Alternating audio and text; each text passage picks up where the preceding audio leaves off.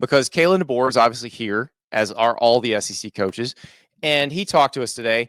And we got an update on the quarterback situation, but also Kalen DeBoer talking about Jalen Milroe as a quarterback, which I thought was very interesting because, as you know, and I think a lot of the folks who watch the show know this, the Kalen DeBoer, Jalen Milroe dynamic, that whole situation absolutely fascinates me, because if Jalen Milroe had come out of the bowl game, the ReliaQuest Bowl, lost to Michigan, and said, I can't wait for the 2025 season at Alabama, there would have been a revolt.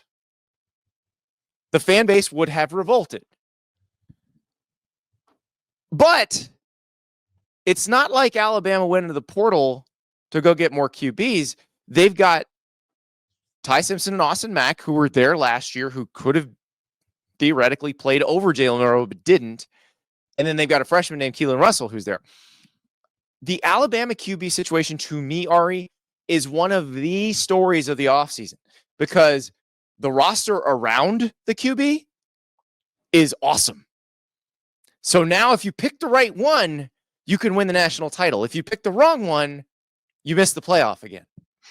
It is such a fascinating discourse, too, because the reason why Kalen DeBoer is Alabama's head coach to begin with is because of the offensive mastermind that he was at Washington and like what he's done at, offensively every step of the way. Yeah, the flawless development of Michael Penix Jr., who went from a fairly, I'm using the word flaw and flawless a lot, but a fairly flawed quarterback at Indiana to a guy who was just throwing darts at Washington. And then you go back to Fresno State and you look at what he did with Jake Haener at Fresno State. Like, yeah, Kalen DeBoer's bona fides are pretty proven, and he's a very good quarterback coach. Now, I would argue at Washington and at Fresno State, he had Ryan Grubb with him. He did not have Ryan Grubb, the offensive coordinator, with him last year. Grubb stayed in Seattle and worked for the Seahawks. Then he got fired as the OC of the Seahawks, and now he's the OC at Alabama. So that's another layer to this. But Ari, I really do think if we're going to rank offseason decisions, choosing the quarterback at Alabama is top 2 or 3 in the whole country this offseason. Yeah, I mean, especially when it comes to personnel, because with Alabama, I think both of us kind of ran into this when we were doing projected, college football playoff brackets and top 25s of Alabama being the hardest team to actually rank, because on one hand, you want to just put them in the top 3 because their roster's stacked. But on the other hand, it's like, are we sure we like the situation they're at quarterback? But then the third tentacle of this whole discussion is that, well, if DeBoer and Ryan Grubb, the quarterback whisperers that, have their last 2 starting quarterbacks are in the NFL right now, don't go out and get a person in the portal, that means they feel pretty comfortable. So do you trust that decision? But at the same time, Jalen Milroe apparently is the reason why Alabama didn't make the playoff last year, and he didn't get much better under their leadership. And you don't know. It's like you put yourself in a pretzel. Yeah, so that's where I'm at. That's where I'm at, Ari, because I saw the issues with Milroe. I understand where the fans are coming from, that I definitely saw him take sacks he shouldn't have taken. For a guy who is so electrifying with his legs, there were times when he didn't seem to have the pocket awareness to know when to leave the pocket. And I get it. I get it. But what I don't get is why, in that case, if you had the guy who's going to be your starter on the roster last year, and we're talking about Ty Simpson, why didn't you just try it? Or was it the way the schedule worked out? Because I think that's the part. Or is the entire Oklahoma completely overblown? Right. And that we don't know. I don't think we'll know until we see him this year. But I do wonder, like, did the Oklahoma game just sneak up on them and they thought, okay, we're going to make the playoff. Yeah, we slipped against Vandy. We lost to Tennessee, but we're still fine. So let's not change anything, because all we got to do is beat a fairly weakened Oklahoma team that, at that point you'd watched Oklahoma just get drilled by Texas and drilled by South Carolina. And you thought, okay, you just get through this. And then that game happens and it's like, oh crap, we just lost the whole season. Yeah. And I mean, I wonder, and even privately from Alabama's perspective, if they believe that their season didn't go the way it planned just because the quarterback play wasn't up to snuff. Because I don't know that would probably be the viewpoint internally. I think that's the scapegoat of the season, but I don't know that I watched that Vandy game and thought, wow, Milroe's killing him. Like, did you? I don't know. No, I don't think that was the case, and I think it's really no, interesting. the strip sack he took right when Alabama looked like they were going to get back into it and then take over. Yeah, The strip sack he took was unforgivable. So, like, it's. I'm actually really I get excited it. to watch him. Again, I get it, Alabama fans. I get it, but the part that I struggle with is if it was that bad, why didn't they change anything? I think Alabama has gone much further in the past with quarterbacks that weren't as good. Yeah.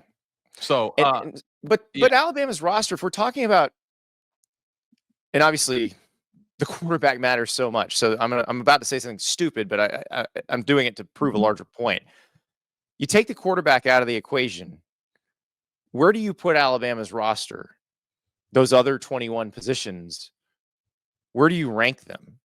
I'd say they rank 1, 2, or 3, probably somewhere, depending on where you want to put them. Yeah, I mean, definitely top 5. So, like, I mean, this is a team that theoretically could go out and win the national title this year. So, like, yes, we're not talking about a team that is in a transition and is going to take another 2 or 3 years for them to get good. It's just like I feel like the quarterback decision is interesting because you don't know who's going to win the job. Although you might feel like Ty Simpson's leading right now. We're not 100% certain of that case. And I feel like making that correct decision in this regard could be the difference between a very successful season and another failure for Alabama standard, which is either, missing the playoff or being a 10-2 team that barely gets in and loses out early in the field. So yeah, no, I'm with you on that when it comes to off-season personnel discussions. It is fascinating to me too that like Alabama is in this position while there are so many other quarterbacks that are sure things, not only in their conference, but across the country. Like they are one of the few teams that doesn't have a proven asset yet that is in that position. And at the same time, if Ty Simpson's that dude or Keelon Russell is ready to go or however it plays out, Austin Mack, I know is somebody they're excited about. If one of them comes out and plays really well, they'll be right in the center of that discussion. But as of right now, on May 28th, as we're talking about this, they aren't in that discussion of like elite level quarterback play.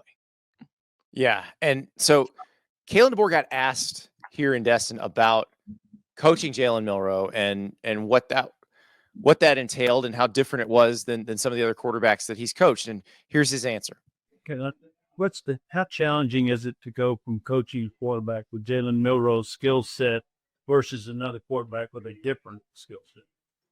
Yeah, I think with Jalen, he just had he had added elements to his game, right? So, I mean, he could throw the ball, but you had to make sure you were utilizing to benefit your team the things he could do with his legs. And, I think that making sure you're incorporating more offense where he can take advantage of that and we can take advantage of that, then forces you to have to figure out where are you taking away. Because there's still only so many snaps you play in a game or a season. Who's touching the ball, and it's going to take away from someone else. And you're trying to figure out that balancing act. And a lot of it has to depend on the other personnel you have around him. And that will continue to be the case as we move forward this year. We do have probably with 3 guys that are more alike than different, because Jalen was certainly different. I mean that in a positive way. I mean that with the utmost respect for what Jalen's game's all about, because he's got some special elements to his game when it comes to running that really I just have never been able to coach or very few have seen. So Kalen DeBoer is not going to say anything mean.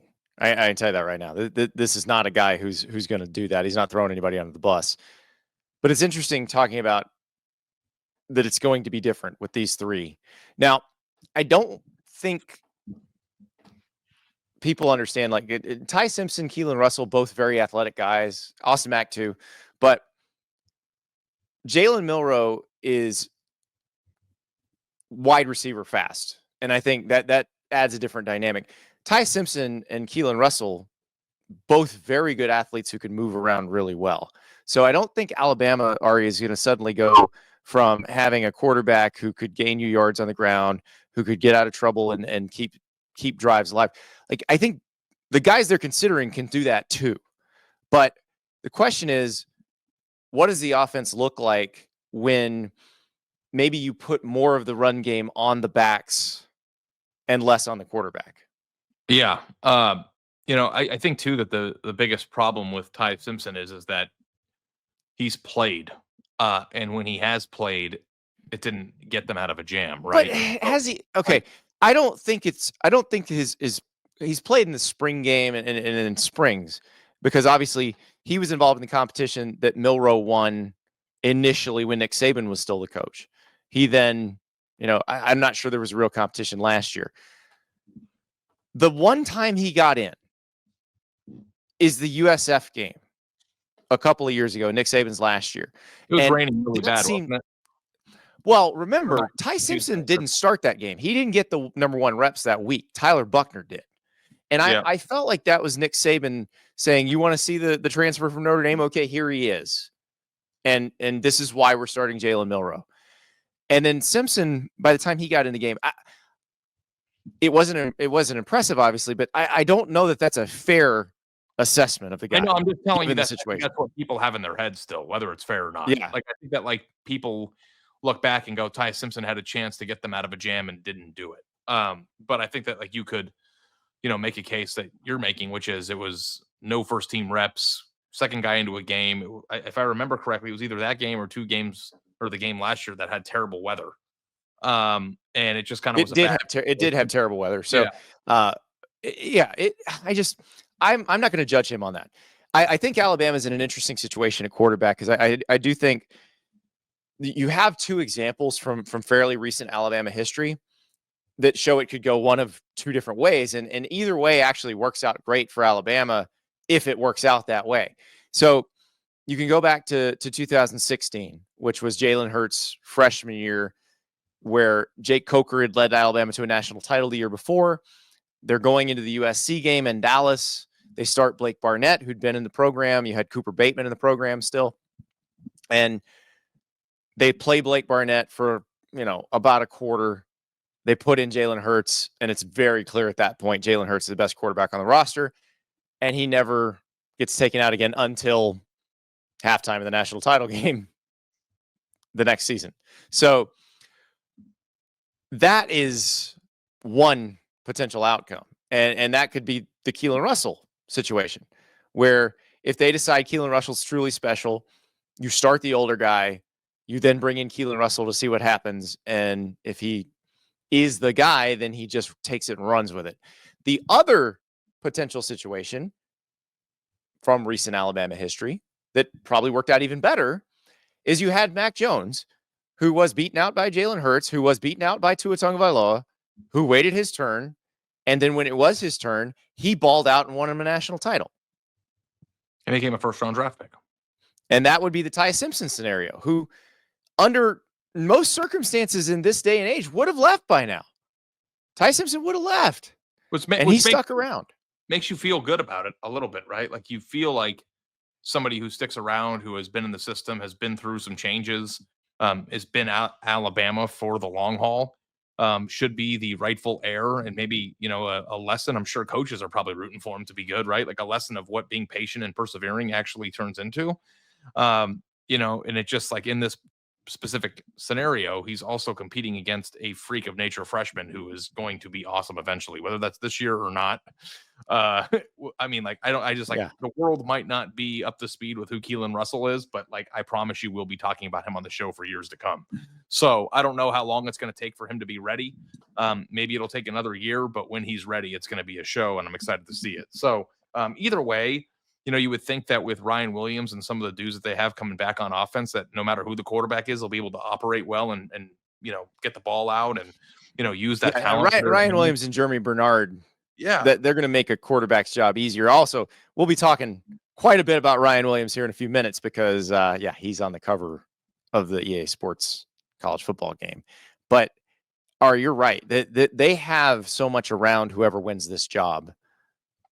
I asked Kalen DeBoer, how do you continue the evaluation process? Because I know there's some people who think it's already Ty Simpson's job. I don't think Kalen DeBoer's ready to go that far yet. I think he's still looking to try to figure out how this is going to work. And there's one particular piece of his answer that tells me that. Here's what Kalen DeBoer said. do you handle the evaluation of quarterbacks in this period of time and you're not practicing yet? But I imagine there's some things you can watch, leadership and tangibles. How do you handle that in June?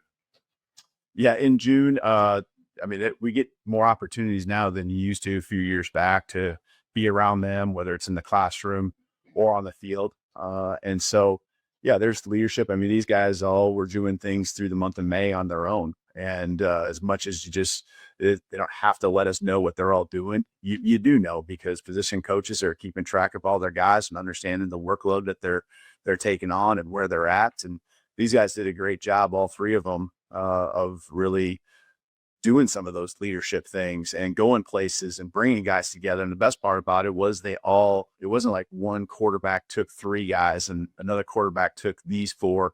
They all did it together. And that's what I guess I appreciate about this group of guys. And it is a competition. I refer to it as a healthy one, just because I think they all respect each other. They're all going as hard as they can. They're going to step on each other's toes at times in that leadership role and things like that. But so be it. And again, I appreciate the way they've gone after it. And June will be a big month for them to take the next step. In the end, I mean, we're tracking everything when we get into August, just like we did in the spring. And it doesn't always come down to who had the highest completion percentage, because sometimes it's so close. It's a lot of times a mixture of, who's moving the ball down the field the most. I mean, that's what's most important, right? Is putting points on the board. And so, who's keeping the ball, who's making the least amount of mistakes, big mistakes in particular. And you're also just trying to give them all a chance, because they're at different points in their career where their growth is happening in different ways.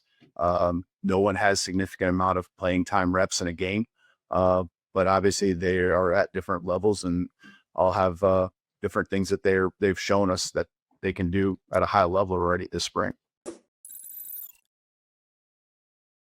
He said, obviously that they're all at different levels and they have to be evaluated at their different levels. He doesn't have to say that now, Ari. The transfer portal's closed. Nobody can leave right now. So I think this is still open. It just reminds me of how much I don't miss being a beat writer. Oh yeah. Yeah. we can dip in on this, but this is like, the Alabama beat guys, this is their day every day until they decide on a quarterback. Yeah, I know. And it just like trying to decipher, like, what did he say? What didn't he need to say? How did he say it? Who did he talk about first? And like trying to like figure out like tea leaves of these answers. And it's just kind of like, yeah, okay, great. We'll see who wins the job. But it doesn't seem over. You're right. It doesn't seem over. And I think that makes it interesting. And, the thing that I think is always interesting about these quarterback battles too is, and I really liked what Fran Brown at Syracuse did in terms of just naming a starter and cutting the crap, because I've been around some pretty high profile quarterback battles that go. He then took a transfer. So. No, I know. But what I'm saying is it is kind of interesting. I wonder how that's going to play out. But the point I'm trying to make is that I think that if you let it bleed too close to the games, you're also doing yourself a disservice too. Like there is a over analysis piece of this. There is a timing factor, and I think that the sooner you can land on your guy, the better for your team and whoever wins the job. I'm just gonna be fascinated by this. I don't know when we're gonna get an answer. It may be in camp. It may be not till the first game, but they play Florida State right out of the gate. I don't know what that's going to be. I think Florida State has to be better than they were last year, because they can't get much worse. But I really don't know how Alabama is looking at that game. And if you're Kalen DeBoer, I'm not sure what you're looking at with Florida State's team, because it's going to be so different from last year's as well, with two new coordinators and basically a whole new roster. So this is utterly fascinating. And Ari, thank you for indulging me. I've truly enjoyed this football conversation because I like football. I know people think I like talking about rules. I really don't. So this is so much better.